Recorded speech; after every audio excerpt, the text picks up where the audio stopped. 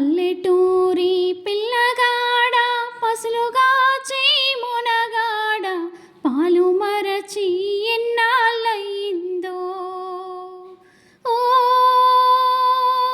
పాల బొక్కల జీతగాడ కొలువు కుదిరి ఎన్నాళ్ళయిందో.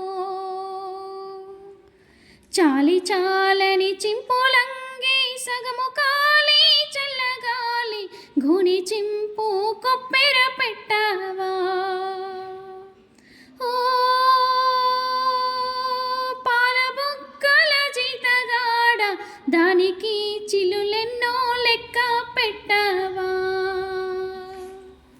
తాటి జగ్గల కాలి జోడు తప్పటడుగుల నడక తీరు బాటతో పని లేకుంటయిందా. ఓ పాల బొక్కల జీతగాడ చేతి కర్రై తోడైపోయిందా. గుంపు తరలే వంపులోకి కూరుచున్నవు గుండు మీద దొడ్డకి వేదొరవైపోయావా. ఓ పాల బొక్కల జీతగాడ దొంగ గొడ్ల నడ్డగించేవా. కాలువై కన్నీరుగార కళ్ళపై రెండు చేతులాడ వెక్కి వెక్కి ఏడ్చుచున్నావా. ఓ పాల బొక్కల జీతగాడ ఎవరేమన్నారో చెప్పేవా. పెందలాడా అమ్మ నీకు పెట్టలేదా సద్దికోడు ఆకలిగొని అడలుచున్నావా. ఓ పాల బొక్కల జీతగాడ అడవి తిరిగి అలసిపోయావా. ఆకుతేల్లో కందిరీగలు అడవిలో గల కీటకాదులు నీకేమైనా కాటు వేశాయా. ఓ